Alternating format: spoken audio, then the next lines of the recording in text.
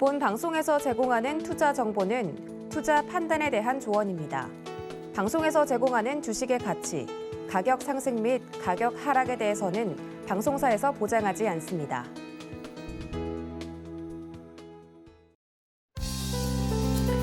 안녕하세요. 오늘장 내일장의 권민정입니다. 오늘 우리나라 증시 계속해서 고점 향해 가면서 빨간불의 견조한 흐름 보여주고 있습니다. 어제자 미국 증시는 정강 후약의 모습을 보여주면서 숨고르기 장세에 들어갔지만 어제자 좀 하락세 보였던 우리나라 증시 다시금 반등세 나와주고 있는 모습인데요. 최근 주가가 하락한 만큼 저평가되어 있는 종목 쪽으로 수급이 쏠리는 모양새입니다. 원달러 환율도 어느 정도 하락하는 모습 속에서 외국인의 수급이 들어오고 있는 상황인데요. 현재 상승하고 있는 만큼 기업들의 실적이 예상치를 하회할 경우 또다시 경기 침체에 대한 가능성 부각될 수 있기 때문에 아직 안심할 수 없는 시장이라고 이야기할 수 있을 것 같습니다. 하지만 반도체 관련주들 어제 오늘 좀 훈풍 나타내고 있는 가운데 내년에는 반도체 수요가 좀 증가할 것이다라는 모건 스탠리의 전망 속에서 우리나라 증시 견인할 수 있을 만큼 반도체 관련주들 오늘 힘 받을 수 있을지 시장 꼼꼼히 체크해 보도록 하겠습니다. 저희 방송 유튜브로도 시청 가능하시니까요. 많은 관심 부탁드리겠습니다. 유튜브 검색창에 서울경제TV 검색해 주시고 실시간 방송 시청해 주시면 되겠습니다. 본 방송에서 제공해 드리는 정보는 투자 판단을 위한 조언일 뿐 해당 주식의 가치와 수익률을 보장해 드리진 않습니다. 그리고 서울경제TV와 서울경제신문은 당사의 브랜드입니다. 서울경제증권TV와 서울경제TV 손실복구팀과는 무관하며 기타 유사 명칭에 주의하시길 바라겠습니다. 10월 6일 목요일입니다. 오늘장 내일장 본격적으로 출발합니다.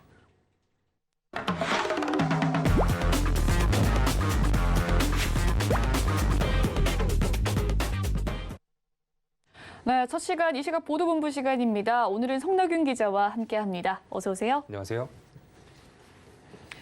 네, 오늘은 어떤 헤드라인 들고 오셨을지 먼저 화면으로 살펴보도록 하겠습니다.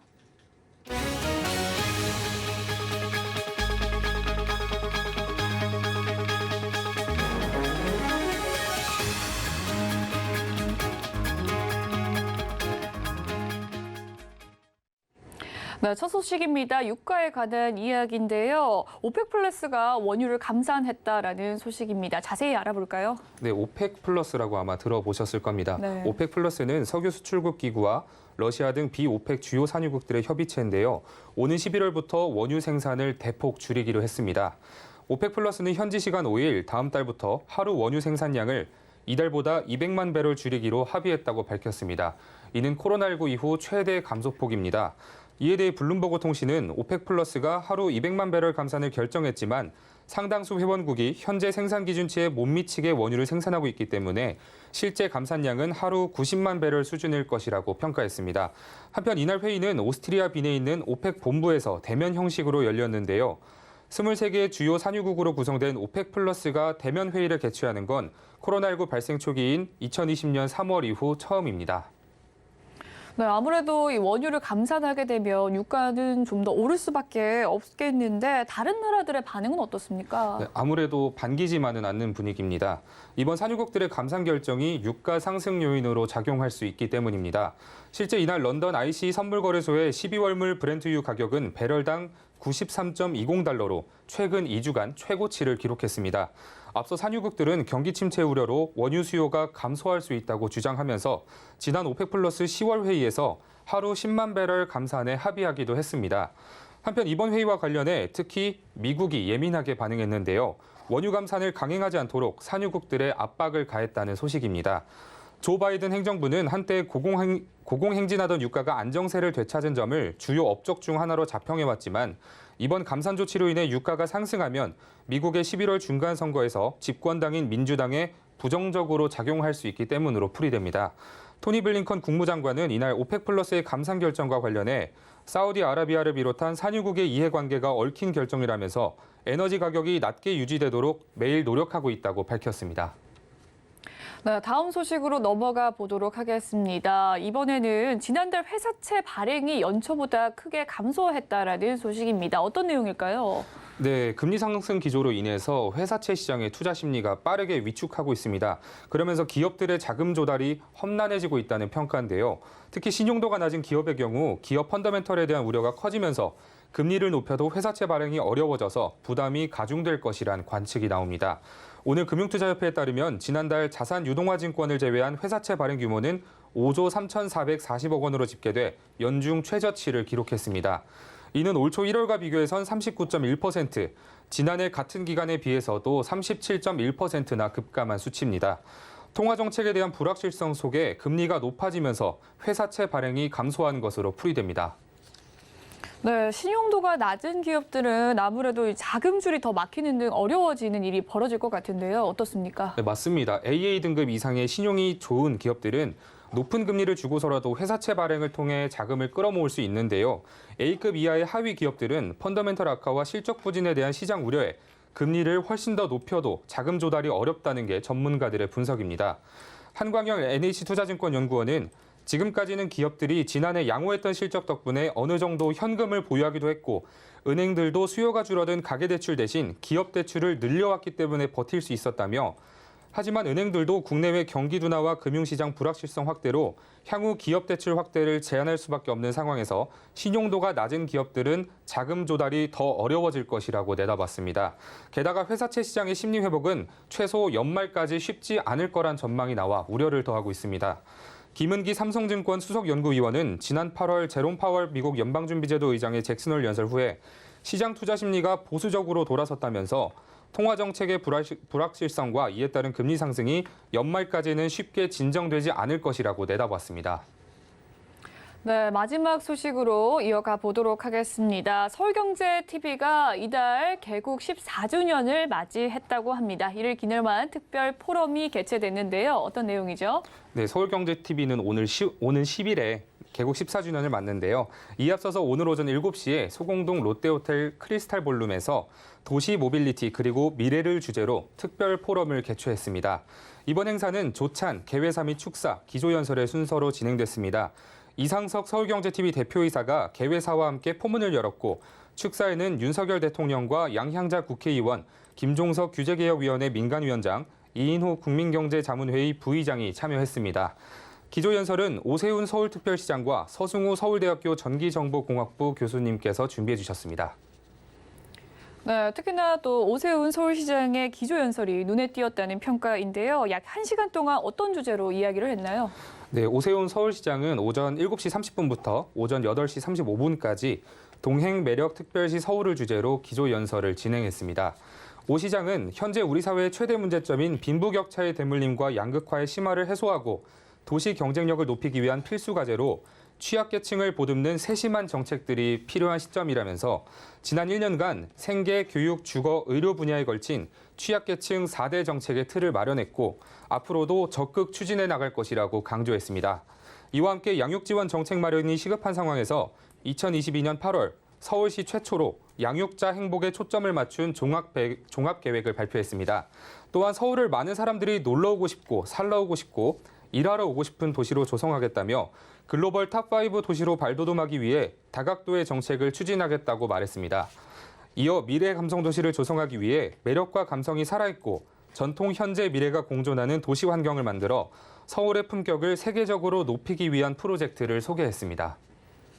네, 오펙 플러스 감사항 소식부터 회사채 발행 급감과 더불어 서울경제TV의 개국 14주년 포럼 소식까지 성나균 기자와 이 시각 보도본부 함께했습니다. 말씀 잘 들었습니다. 감사합니다. 네, 이번 시간 이 시각 증시 시황 브리핑 해드리는 시간입니다. 김혜원 캐스터가 준비하고 있습니다. 안녕하십니까. 캐스터 김혜연입니다. 전일 미증시가 견고한 이 경제 지표와 오펙 플러스의 200만 배럴 감산 소식에 영향을 받으면서 낙폭이 나타났습니다. 다만 미국이 이에 대규모 전략 비축유를 추가로 방출하겠다 이야기를 하게 되면서 하락 마감을 했지만 장 초반 대비해서는 안정세를 나타내는 모습이었는데요. 이에 우리 국내 증시도 영향을 받으면서 상승 출발을 보였습니다. 그럼 자세한 이 시각 지수 상황도 살펴보겠습니다. 코스피 지수가 상승 출발 이후에는 이 탄력을 유지해주고 해주고 있는 모습입니다. 현재 1.22% 오른 2242포인트대에서 거래가 되고 있고요.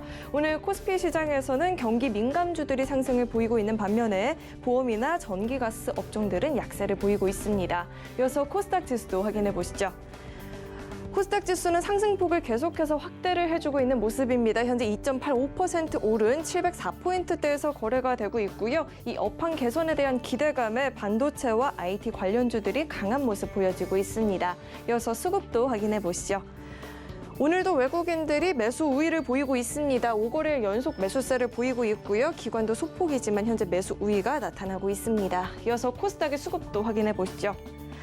외국인들이 하루 만에 매수세로 돌아서준 모습입니다. 기관도 마찬가지로 현재 하루 만에 매수 전환을 하면서 567억 원 매수하고 있고요. 외국인들은 1,269억 원 매수세가 보여지고 있습니다. 그래서 오늘장 상승하는 업종 테마도 살펴보겠습니다. 제지주가 강한 모습을 보이고 있습니다. 국내 종이 제조업체들이 펄프 가격 상승을 대응하기 위해서 올 들어만 세 번째 종이값 인상을 단행했었죠. 하지만 이 원자재 가격 대비 종이값 인상률이 그에 미치지 못하고 있어서 추가적인 가격 상승이 전망이 된다라는 이야기도 나오고 있고요. 무엇보다 오늘은 이 무림그룹주들이 종이주의 주가 상승을 주도하고 있는 모습입니다. 무림그룹이 전일 언론을 통해서 국내 제지업계 최초로 냉동식품 파우치형 종이 포장재를 개발을 했다라고 하죠. 이 같은 소식에 그룹주가 동반 상승을 보이고 있는 모습입니다.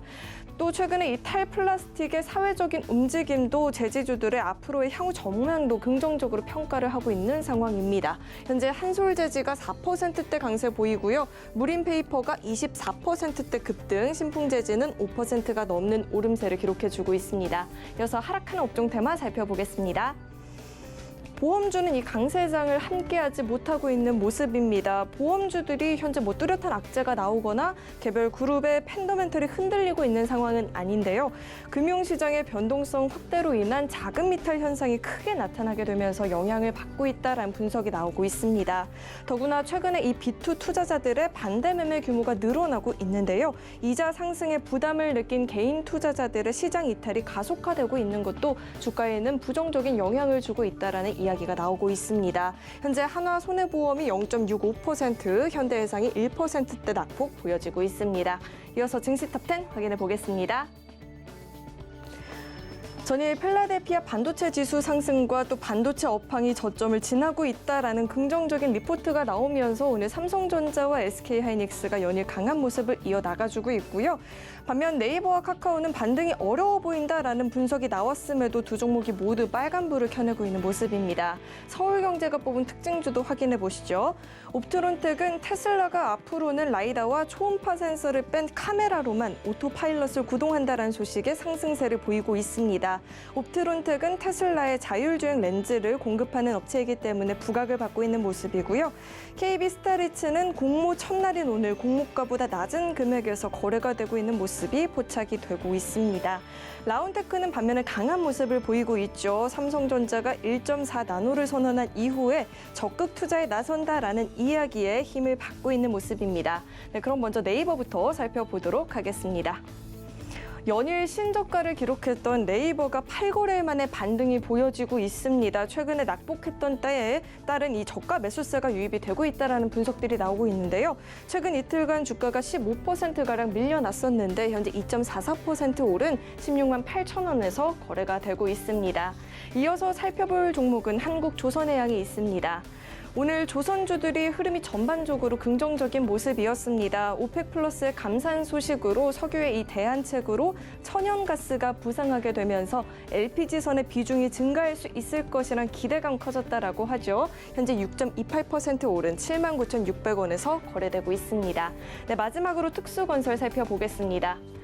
서울시가 3조 5천억 원 규모의 수해 안정망을 추진한다라는 소식에 관련주로 묶이고 있는 모습입니다. 수해 기대감에 매수세가 몰리고 있는데요. 현재도 6%대 강세를 유지해주고 있습니다. 네, 지금까지 증시탑10 확인해봤습니다.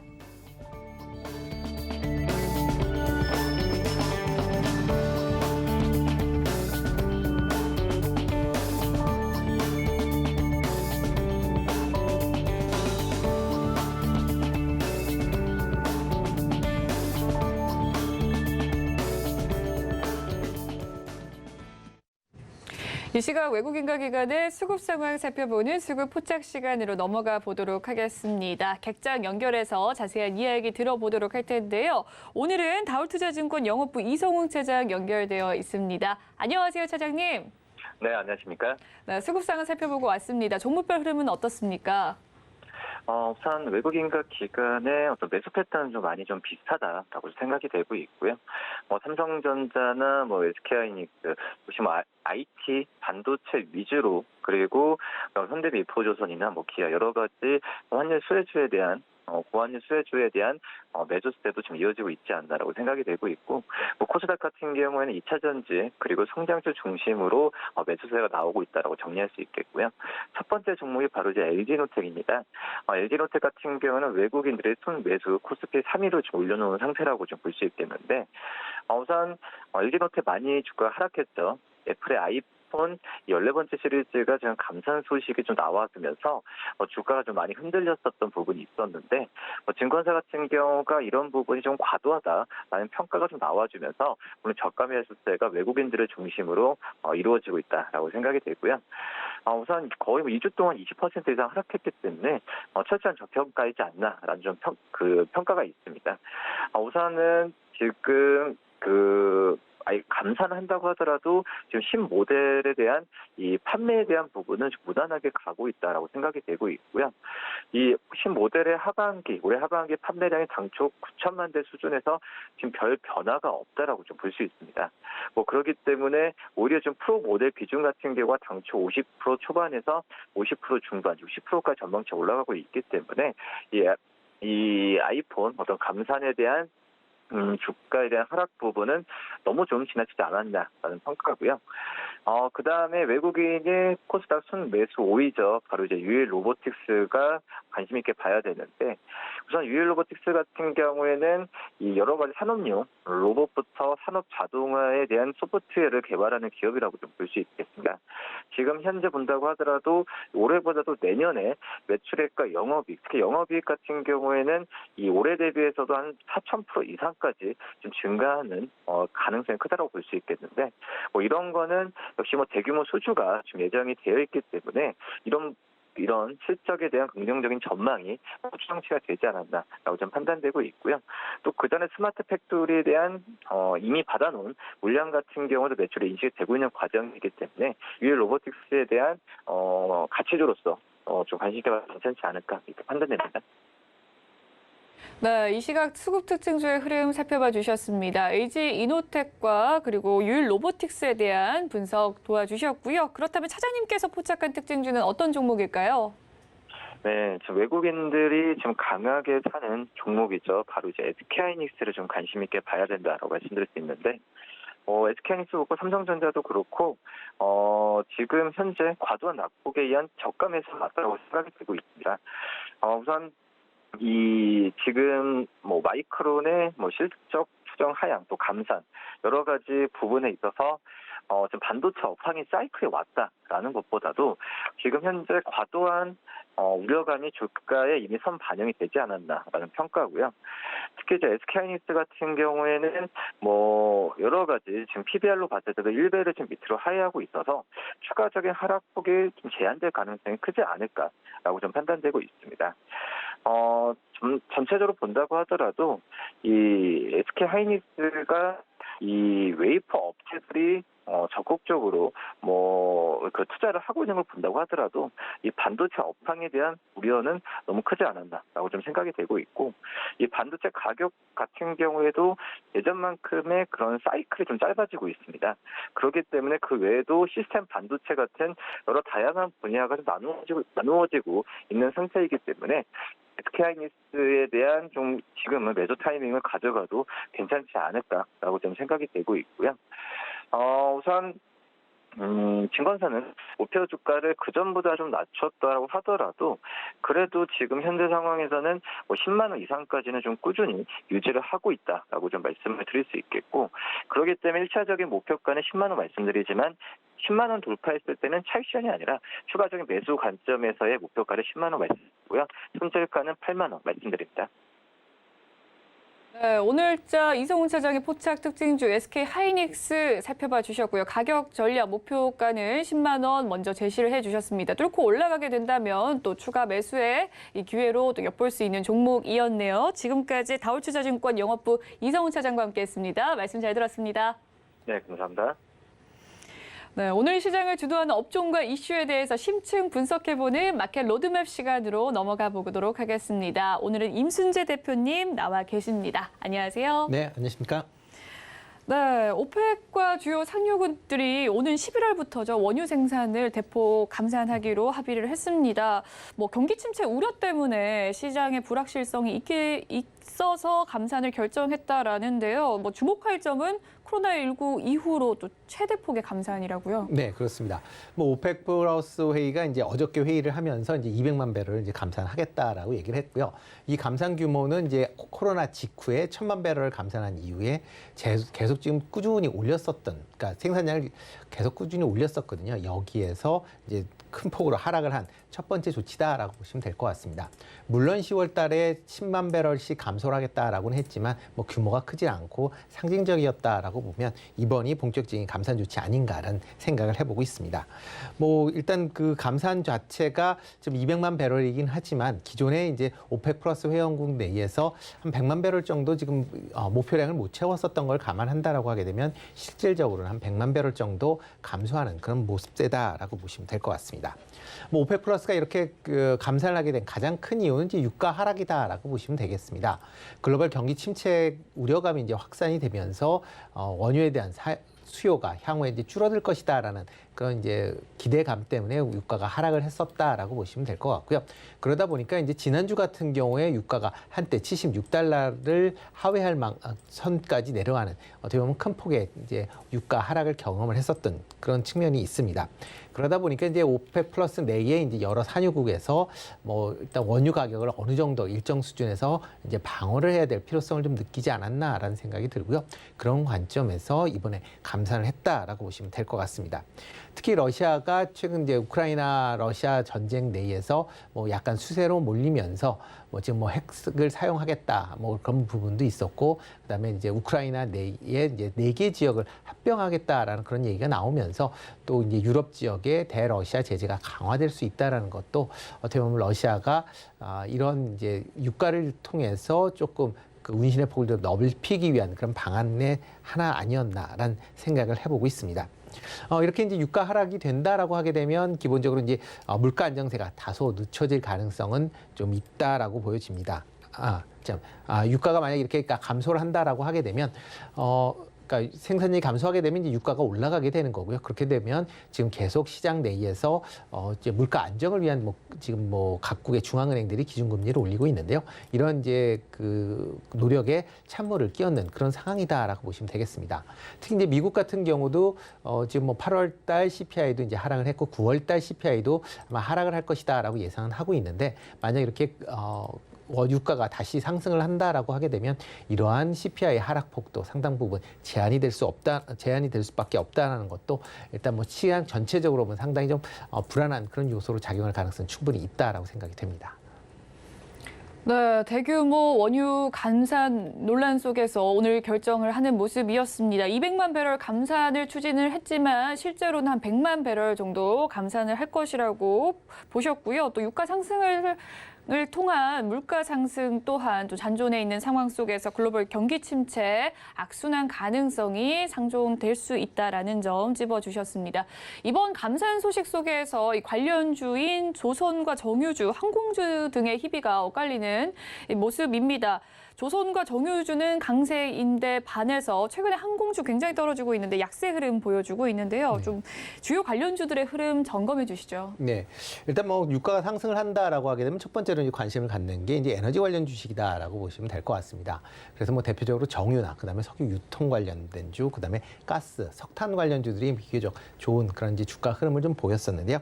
오늘 같은 경우는 석유 유통이나 자원 개발 관련주들이 이제 좀 강세를 보이고 있습니다. 대신 이제 정유주가 상대적으로 조금 그 상승폭이 좀 제한적이다라고 보시면 될 것 같고요. 특히 이제 유가 상승이 계속 이제 이루어진다라고 하게 되면 대체적인 이제 가스 관련된 관련된 수요도 이제 증가할 수밖에 없다라고 생각이 되고 있습니다. 물론 이제 가스와 원유가 약간 이제 대체제 관계를 갖고 있긴 하지만 또 사용처가 약간 좀 다르게 그렇게 구성이 되어 있습니다. 그렇기 때문에 원유 가격이 오른다고 가스 가격이 오르는 건 아니지만 어느 정도의 연관관계는 조금 있다라고 보시는 게 더 맞지 않을까 싶습니다. 그렇게 유가 상승이 이제 계속 이루어진다라고 하게 되면 기존에 뭐 여러 가지 이제 에너지와 원 관련된 부분도 관심을 가지셔야 되지만 신재생에너지 관련된 기업에도 관심을 가지셔야 되지 않을까 싶습니다. 뭐 유가 상승으로 인해서 에너지가 공급이 부족하다라고 하게 되면 신재생에너지에 대한 투자가 더 증가될 수밖에 없는 그런 상황이고요. 특히 유럽 내에서 이런 풍력이나 태양광 관련된 그런 투자가 활발하게 진행이 될 걸로 예상이 되고 있습니다. 그러면 태양광이나 풍력 관련된 기업에도 여전히 관심을 가지실 필요가 있다라고 보여지고요. 특히 뭐 유럽 내에 뭐 풍력 관련돼서 뭐 투자가 많이 이루어지고 있기 때문에 유럽 내 공장을 갖고 있는 CS 윈드 같은 경우 조금 관심 있게 보시면 어떨까 싶습니다. 조선주 같은 경우에는 유가 상승과 더불어서 이제 수혜주로 일단 분류는 하고 있지만 그 수혜 폭은 상당히 좀 제한적일 수밖에 없다라는 것도 감안하셔야 되는데요. 보통 이제 유가가 오른다라고 하게 되면 보통 이제 석유 시추와 관련된 이제 해양 플랜트가 증가할 걸로 예상을 하고 있습니다. 그러면 뭐 그걸 해양 플랜트를 만들고 있는 회사들이 조선 관련 업체들이기 때문에 관련된 수혜가 기대게 된다라는 부분이 있고요. 또 하나가 원유의 가격이 올라가면 관련된 물량이 증가하면서 유조선에 대한 수요가 증가할 수 있다라는 것 때문에 조선주가 뭐 수혜를 볼 수 있다라고는 얘기는 하지만 단기적인 것보다 장기적인 관점에서 수혜를 논해야 되지 않을까. 그렇기 때문에 뭐 조선주는 상대적으로 이런 유가 관련된 부분 때문에 뭐 보기보다는 관련된 이제 업종 관련된 분야에 좀 더 집중을 하셔서 투자에 임하시는 게 어떨까 싶고요. 다만 이제 에너지 소비가 많은 그런 업종이나 종목 중심으로는 조금 투자에 유의를 하셔야 되지 않을까 싶습니다. 뭐 항공사 같은 경우는 이제 유가 상승으로 인해서 항공유 가격이 올라간다라고 하게 되면 그만큼 이제 손익이 나빠질 수밖에 없다라고 보시면 될 것 같은데요. 대표적으로 뭐 서울에서 뉴욕까지 항공유가 들어가는 게 보통 이제 한 번 출발을 하게 되면 17만 리터의 항공유가 들어가게 됩니다. 이렇게 되면 만약 항공유가 리터당 10원 정도만 오른다라고 해도 170만 원의 추가적인 비용이 발생을 하기 때문에 그만큼 수익성은 좀 악화될 수밖에 없다라고 보시면 될 것 같고요. 다만 이제 이러한 항공주 같은 경우는 뭐 이런 비용 관련된 문제도 있지만 만약 항공 여행객이 증가를 한다라고 하게 되면 이런 비용 관련된 부분을 충분히 감당할 수도 있다라고 생각이 되고 있습니다. 특히 최근 들어 그 항공 여객 수요가 증가하면서 항공기 관련된 그 운임 자체가 그렇게 할인이 안 되고 정상적인 가격을 받는 경우도 많고요. 이렇다 보면 수익성 측면에서 보면 상당히 긍정적으로 미칠 수는 있다라고 보여집니다. 대신 이제 최근에 환율 관련된 뭐 이슈는 계속 불거질 수밖에 없고요. 특히 이런 항공 관련주들이 외화 차익금이 자체가 많기 때문에 만약 원화가 약세가 지속이 된다라고 하게 되면 환차손으로 인한 실적 부진 가능성은 있으니까 일단 뭐 원유 부분뿐만 아니라 다른 뭐 여행객이나 아니면 환율 관련 부분 같이 묶어서 아마 항공주는 보셔야 되지 않을까 싶습니다. 네, 오늘장 원유 감산에 따른 주요 종목들, 특히나 또 섹터의 흐름들 살펴봐 주셨습니다. 정유주와 조선주, 항공주를 필두로 이야기를 해주셨는데요. 유가 상승으로 인해서 에너지 관련주들 양호한 흐름을 전망해 주시면서 신재생 에너지 관련주에 조금 관심을 쏟으라라는 이야기까지 덧붙여 주셨습니다. 이번 역대급 감산 소식에 강세를 보인 정유주였는데요. 다만 이 초강세를 이어가던 정제 마진이 공두박질 치면서 정유주의 발목이 붙잡히고 있습니다. 향후 실적 하락 우려까지 좀 점쳐지고 있는 상황인데요. 앞서서 반기만에 연대 최대 실적을 좀 경신한 정유주였는데 하반기 실적과 주가 전망은 어떻게 보시나요? 네, 뭐 상반기에는 이제 유가 강세, 그다음에 정제 마진 급등으로 인해서 뭐 사상 최대치의 이제 반기 실적을 기록을 할 만큼 좋았던 건 사실이고요. 특히 이제 정제 마진이 이제 6월달에 이제 한때 이제 26달러를 넘어설 만큼 상당히 좋았습니다. 뭐 정제 마진 같은 경우 보통 정유사에서 뭐 원유를 이제 휘발유나 이제 다른 이제 경유나 이런 것들을 이제 만들게 될 때 비용되는 이제 발생되는 이제 비용을 이제 뜻하게 되는데요. 보통 이제 4달러에서 5달러 수준이 이제 적정 수준이다라고 지금 예상들을 하고 있습니다. 이에 비해서 상반기 내에 계속 뭐 20달러 선을 유지했었기 때문에 그만큼 수익성이 이제 커졌다라고 보여지는데요. 하반기 들어서 특히 이제 3분기 들어서 이 내용이 좀 확 바뀌었습니다. 특히 9월 달 들어서 지금 정제 마진의 하락폭이 좀 크게 지금 작용을 하고 있는 그런 상황이고요. 특히 뭐 지난주 같은 경우는 거의 뭐 마이너스권에 가까울 만큼의 그 정제 마진이 하락을 하는 그런 모습을 보였습니다. 이렇게 정제 마진이 하락을 한다라고 하게 되면 그만큼 정유사 입장에서 보면 상당히 수익성이 악화될 수밖에 없는 그런 상황이다라고 보시면 될 것 같습니다. 특히 이제 최근에 들어 이제 유가가 하락을 하게 되면서 이런 이제 유가 관련된 하락 부분에 대한 이제 손실 부분, 이제 평가 손실 관련된 부분도 계속 지금 뭐 시장에서 나오고 있는 그런 상황이기 때문에 3분기 실적은 상당히 좀 부진할 가능성이 상당히 크다라고 예상이 되고 있고요. 다만 이제 4분기 때는 조금 다른 그런 이제 분위기가 되지 않을까라는 생각을 해보고 있습니다. 최근 이제 유가가 급락을 하게 되면서 이런 유가를 이제 안정시키기 위해서 오펙 플러스가 감산 조치를 한다든가 아니면 뭐 러시아의 제재 강화로 인해서 러시아의 에너지 수출 관련된 부분이 상당 부분 제한이 될 수밖에 없다라고 보시면 될 것 같습니다. 특히 이제 이런 그 관련된 사항 때문에 유가는 아마 30달러 선에서 아마 80달러 선에서 아마 지지선을 형성할 가능성은 충분히 있다라고 생각이 되고요.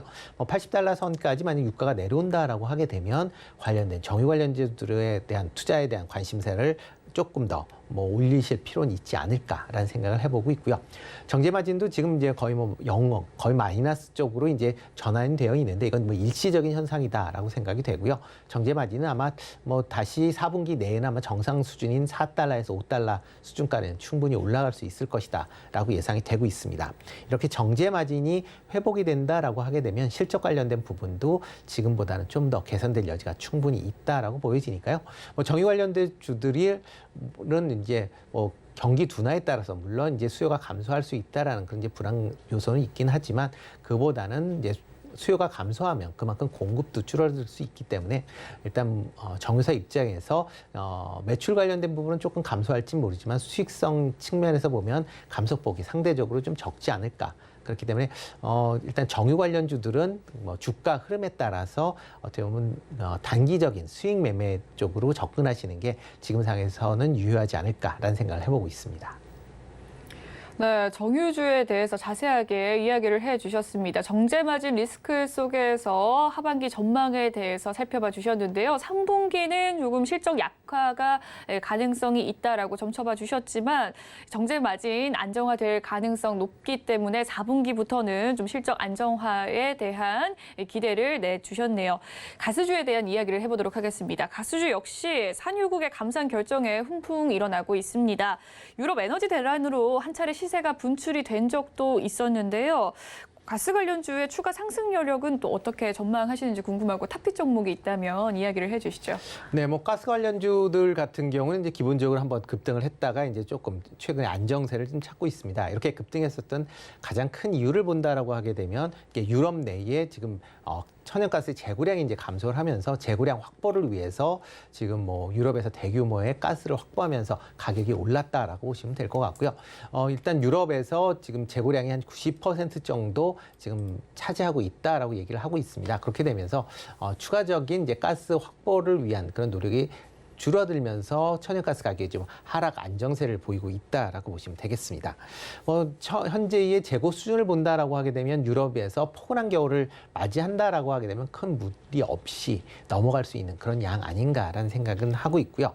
만약 이제 겨울이 다시 추워진다라고 하게 되면 아마 현재 재고량 수준은 조금 부족한 그런 상황이다라고 보시면 되겠습니다.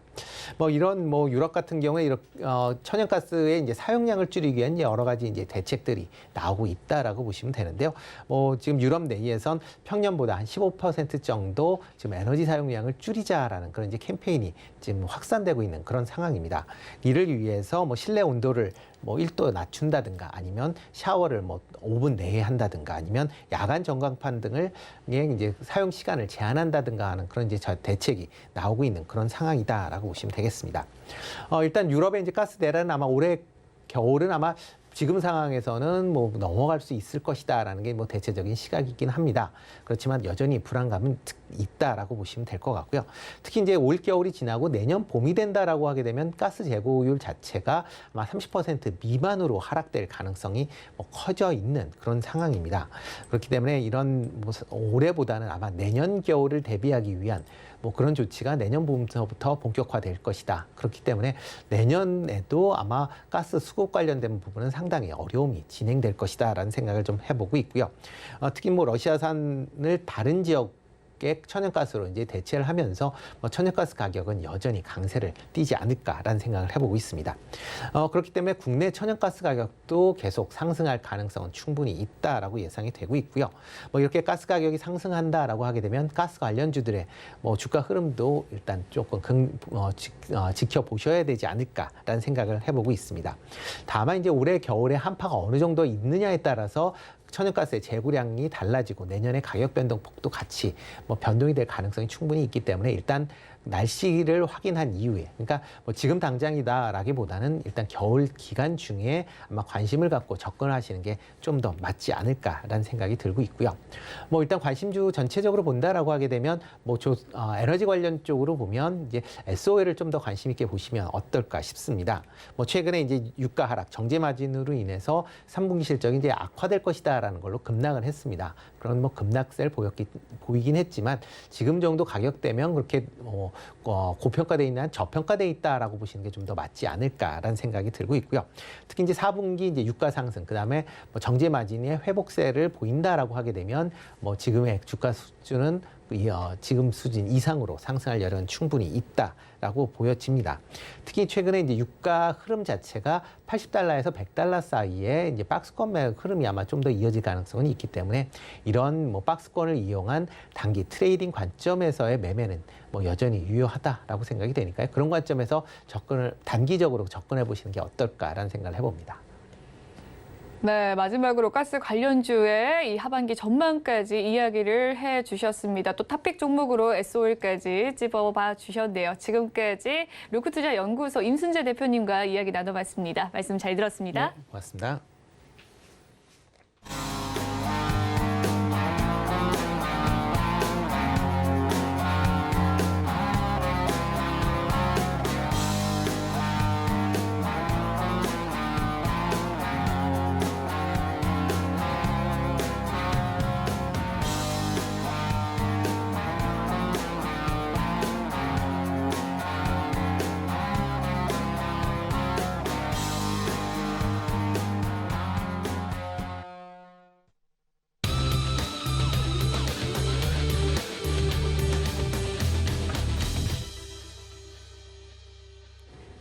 마켓 리더들과 함께 시장의 핵심 이슈를 짚어보는 이슈 칼럼 시간입니다. 오늘은 미중산업경제연구소 조용찬 소장님과 함께합니다. 전화 연결되어 있다고 합니다. 만나보도록 할게요. 안녕하세요, 소장님. 네, 안녕하십니까. 네, 미국 고용지표 발표가 임박했습니다. 투자 전략 함께 세워가 보도록 할 텐데요. 미국의 다우지수가 9월 한 달간 2,784포인트, 무려 10% 가까이 하락하는 수준을 보였습니다. 3분기 연속 하락하는 상황 속에서 4분기 증시 반등 기대해 볼 수 있을까요? 네, 결론적으로 먼저 말씀을 드리면요. 이번에는 기술적 반등이 가능하지만 여전히 그 위험자산 회피 현상 속에서 4분기는 주가 변동폭이 아주 클 것으로 보여집니다. 이같이 보는 근거는 세 가지 이유인데요. 첫 번째로는 어제 그 CNN 방송에서 컨설팅 기업이죠. KPMG가 실시한 미국 CEO들 대상으로 한 조사를 보면은 가장 큰 400대 기업의 CEO들 같은 경우에는 90% 이상이 1년 이내 경기 후퇴에 들어갈 것이라는 경고를 했다고 합니다. 두 번째로는 금융정책에 가장 민감하게 반응하는 경제지표가 2년물 국채 수익률인데요. 9월 달에는 4.3%까지 올라갔고 오늘은 4.15%까지 떨어졌지만 문제는 10년물과의 국채 수익률의 금리 역전폭이 마이너스 0.4%포인트 정도라는 겁니다. 이는 11년 만에 가장 큰 폭인데요. 이렇게 되면은 채권 시장 같은 경우에는 경우에는 2023년도에는 반드시 경기 후퇴에 들어갈 것이라는 신호음이라고 합니다. 또 한 가지는 10월 중순부터 본격화될 3분기 기업 실적 악화가 아무래도 투자가들의 심리적 악영향을 끼치고 있는데요. 팩트셋에 따르면은 주당 예상 순이익이 2분기 대비 마이너스 6.6%, 2년 만에 최대 폭의 감소를 기록할 것이라고 합니다. 이 때문에 당분간 이번에 그 11월에도 0.75% 금리 인상 확률은 65%에 달한다는 점에서 앞으로도 주가 변동성 확대는 불가피하지 않나 보여집니다. 네, 다우지수가 3분기 연속 하락하는 모습을 보이면서 4분기 전망에 대해서 여쭤봤는데 일단 기술적 반등은 가능하지만 주가 변동성이 큰 장세가 될 것이다라고 이야기를 해주셨습니다. 근거도 이야기를 해주신 가운데 지정학적 리스크와 경기 후퇴, 기업 실적 악화 등 소개해서 11월에 금리 인상 75bp 가능성 65% 이상이 된다라는 말씀까지 해주셨네요. 그렇다면 미국의 장기 금리는 언제 피크를 찍는 것이며 주가 반등의 신마리를 찾게 될까요? 네, 미국 증시가 반등하는 시점은 아무래도 FRB가 공격적인 금리 인상을 멈추는 시점이 되는데요. 과거 사례를 보면요. 10년과 2년물의 국채 수익률 차이가 마이너스 0.5%포인트 정도, 지금보다도 0.1%포인트 정도만 더 확대된다면 경기 후퇴가 분명히 찾아왔습니다. 그렇게 되면 실업률도 올라가게 되고요. 경기 침체를 막기 위해서 아무래도 연준이 금리 인상 속도를 늦추거나 멈추는 피크 아웃이 찾아오게 됩니다. 이런 단계를 FRB 같은 경우에는 금리 인상의 최종 단계라고 하는 터미널 레이트인데요. 이는 2년물 국채 수익률 기준으로는 4.5% 전후 정도가 되지 않을까 보여집니다. 이렇게 된다면 앞으로 0.3%포인트 정도 금리가 더 올라갈 수밖에 없는데, 이제 앞으로 그 금리 역전자가 0.5%포인트까지 벌어진다면 금리 역전 압력도 크게 완화되기 때문에 이번 주에 발표될 고용지표, 그리고 다음 주에 물가지표에서 이런 신호만 찾는다면 그동안 우리 증시를 괴롭혔던 킹달러 현상, 또 외국인의 그 우리나라 원화자산 매각도 터널의 끝에 다다를 가능성이 크다는 점에서 너무 비관적으로 보실 필요는 없지 않나 이렇게 생각이 됩니다. 네, 주가 반등의 실마리를 찾는 질문에 대답을 해주셨습니다. 결국 이번 주와 다음 주에 있을 이 고용지표와 물가지표가 굉장히 중요한 부분일 것 같은데요. 이번 주 결국 최대 이슈입니다. 금요일 날 발표되는 미국의 고용 통계, FRB의 공격적인 금리 인상에도 불구하고 고용지표는 꺾이지 않고 좀 순항하게 될 것으로 보십니까? 네, 그렇습니다. 고용 지표는 계속 순항할 것으로 보여지는데요. 블룸버그가 집계한 이코노미스트들 예상으로는 9월달 고용자 수의 중앙값은 25만 명입니다. 7월달 52만 명, 8월달 31만 명, 그리고 9월 달에 25만 명까지 둔화된다면은 아무래도 꺾이는 것이 보이지만 코로나 이전의 5년 평균 수준하고 같기 때문에 완전히 꺾였다고는 볼 수는 없고요. 그 대신 실업률 같은 경우에는 가장 낮은 50년 만에 최저 수준을 약간 웃도는 8월과 같은 3.7% 전후로 보여집니다. 연준이 가장 중요한 게 여기는 것은 임금 상승 속도인데요. 아무래도 교육, 의료라든지 전문 서비스와 같은 서비스 부분이 전체 고용 시장을 이끌면서 구인자 수는 7월 달은 1,124만 명이었지만 실업자 수는 8월 달에 601만 명 정도로 2배 정도 높은 상황입니다. 아무래도 임금 상승 압력이 계속 가해질 수밖에 없기 때문에 FRB 입장에서는 11월 그 금리 인상까지는 매파적인 색깔을 분명히 드러내지 않을까 보여지고요. 그러기 때문에 다음 주에 소비자 물가 지수가 큰 폭으로 낮아지지 않는다면은 11월에 금리 인상은 0.75%가 확실해지지 않을까 생각이 됩니다. 네, 물가 상승의 주범인 이 임금 상승의 압력이 계속되는 한 11월에 좀 금리 인상 75bp를 간행할 가능성이 높게 점쳐진다라는 이야기까지 해주셨습니다. 블룸버그는 또 위안화와 엔화의 폭락으로 인해서 제2의 아시아의 외환위기가 도래할 수도 있다라는 가능성이 커졌다고 보도를 하기도 했었는데요. 자, 제2의 아시아 외환위기를 다시금 좀 초래할 수 있는 일이 재현될 거라고 보십니까? 네, 국제 공조가 또 빨라지고 있기 때문에 외환 위기는 늦출 수는 있겠지만 절대 피할 수는 없다고 보여지는데요. 아무래도 전 세계는 10년에 한 번꼴로 금융 위기가 반복되는 글로벌 신용 사이클이 존재하기 때문에 그렇습니다. 신용 사이클이라는 것은 리스크 온 단계, 그리고 레버리지 국면, 리스크 오프 단계, 또 재무 긴축 국면, 이런 네 가지 국면을 항상 순환하는데, 국제 투자은행들 같은 경우에는 분기마다 실적을 발표해야 되기 때문에 신용 사이클이 어느 위치에 와 있는지 보고 자신들이 대출을 늘려서 이자 수입을 올릴 때인지, 아니면 경기 후퇴에 대비해서 충당금을 본격적으로 쌓고 인원을 구조 조정해서 비용을 줄여야 될 시기인지를 판단하는데요. 아무래도 지금은 레버리지 국면에서 리스크 오프 국면으로 국제 투자은행들은 빠져들고 있기 때문에 앞으로도 은행 대출 태도는 상당히 좀 소극적일 수밖에 없기 때문에 기업뿐만 아니라 국가들 같은 경우에는 달러 자금 조달, 그리고 달러 부채 상환에 상당한 어려움을 겪을 가능성이 높습니다. 문제는 이런 신용 사이클만 악화되는 게 아니라 금융 정책 사이클이라고 해서 5년 단위로 움직이는 사이클도 지금 하락하고 있는 상황이고요. 재고 조정 사이클 30개월 정도 되는데요. 이것도 동시에 나쁜 시장이 들어갔기 때문에 현재는 봄철에 살얼음을 걷는 금융시장처럼 박빙열이 상태라는 겁니다. 이렇게 된다면 과거에 이런 세 가지 사이클의 데드크로스가 발생했던 시점이 1980년대 LCL 저축은행 정리발 대형은행 파산 사건이 있었고요. 2000년에 닷컴 붕괴, 또 2008년 리먼 쇼크 때처럼 아무래도 신흥국의 신용 위기가 찾아올 가능성이 현재로서는 시간이 갈수록 더 높아지는 것은 아닌가 보여집니다.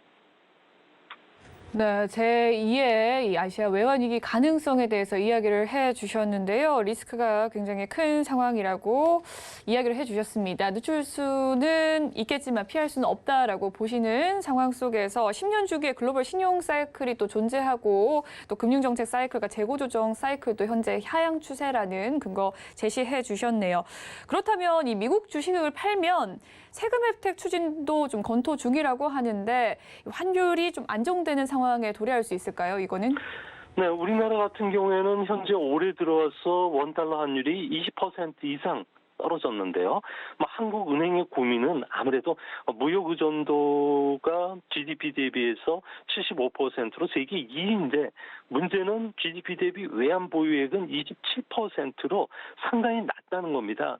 여기에 단기 외채 채무 비율이 41.9%로 10년 만에 최고 수준까지 악화됐는데요. 아무래도 이런 부분들은 우리나라 서학개미들이 해외 주식이나 채권 투자를 늘리면서 해외 은행으로부터 돈을 빌렸기 때문에 이런 현상이 나타나는 것으로 보여집니다. 이 때문에 한미 통화 스와프 체결이 늦어지는 상황 속에서는 한국은행이 꺼낼 수 있는 카드는 재무부하고 같이 세제상의 혜택을 줘서 서학개미들이 달러 자금을 환류시키면은 원화 약세에 제동을 걸 수 있지 않을까 생각이 드는데요. 하지만 서학개미들 입장에서는 애플이나 테슬라에 투자하는 것은 주가가 하락했다고 해서 투자하는 게 아니라 달러 가치가 상승했기 때문에 투자하는 것이기 때문에 연준이 정책 금리를 정점에 도달하기 전까지는 계속적으로 살 수밖에 없다는 점에서 한국은행이 FRB나 달러에 맞서가지고 대응하기보다는 오히려 현재 외국인들의 자금이 이탈하지 못하도록 막는 방법, 그리고 미국과의 통화 스와프 체결이 현재로서는 더 시급한 상황이 아닌가 이렇게 생각이 됩니다. 네, 현재 정부가 미국 주식을 좀 매도를 할 시에 세제 혜택을 검토 중이라고 밝혔는데 이에 따른 환율 안정세에 대해서 이야기를 좀 해주셨습니다. 일단 연준의 금리 인상이 좀 정점에 도달하기 전까지는 이 킹달러 현상, 슈퍼달러 추세를 멈출 수 없을 것이다라고 이야기를 해주셨습니다. 이 원화 가치 하락 뒤에는 좀 외국인의 투기 세력이 있는 것은 아닐까요? 네, 지금 가장 큰 문제점 중에 하나가 우리나라 원달러 환율과 관련된 가속화시키는 주범이 유럽계 펀드, 특히 영국계 펀드입니다. 영국계 펀드 같은 경우에는 런던 픽스 거래라고 해서 상한 기간을 정해놓고 일정한 금리 수준에서 자금을 빌리는데요. 보통 영국 채권에서 제공을 하는데 이 최근 들어와서 영국 채권 가치가 급락하자 추가 담보금을 마련하기 위해서 영국 국채를 판다든지 또 약세 통화인 원화나 엔화 자산을 좀 팔고 있습니다. 이제 문제는 파운드와 달러와의 패리티 1대1이 깨진다면은 다시 원화 약세, 코스피는 다시 급락할 가능성이 큰데요. 아무래도 외국인 입장에서 볼 때는 원화가 약세가 들어간다는 것은 한국의 디스카운트가 해결이 되지 않기 때문에 손절매를 각오해서라도 우리나라 주식을 줄이려고 할 것입니다. 문제는 주식을 줄이는 과정에서 알고리즘 거래, 초단기 고속 거래가 활발해지기 때문에 주가나 환율의 변동성이 커질 수밖에 없다는 점에서 이런 부분들 주식 투자하실 때 꼭 염두에 두시기 바랍니다. 네, 지금까지 미중경제산업연구소 조용찬 소장님과 함께 글로벌 증시에 대한 이야기 나눠봤습니다. 말씀 잘 들었습니다. 네, 감사합니다. 본 방송에서 제공해드리는 정보는 투자 판단을 위한 조언일 뿐 해당 주식의 가치와 수익률을 보장해드리진 않습니다. 그리고 서울경제TV와 서울경제신문은 당사의 브랜드입니다. 서울경제증권TV와 서울경제TV 손실복구팀과는 무관하며 기타 유사 명칭에 주의하시길 바라겠습니다. 오늘 준비한 소식은 여기까지고요. 잠시 후 마감 임박 60분의 승부도 많은 시청 부탁드리겠습니다. 저는 다음 시간에 뵐게요. 시청해주신 여러분 고맙습니다.